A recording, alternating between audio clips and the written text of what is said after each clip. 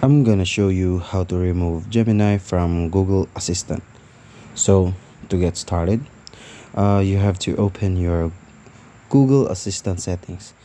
Either you can just go to settings, app, then assistant, or you can just say, hey Google, open assistant settings. And then from there, Gemini will automatically open the assistant settings from here. And then from there, you have to locate digital assistant from Google.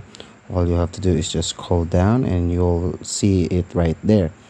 And you have to click on digital assistant from Google. And then from there, you can now turn off your Gemini by clicking on Google Assistant. And then you just have to click on switch. Once you click your switch, you disabled now Gemini. So that's how to remove Gemini from Google Assistant.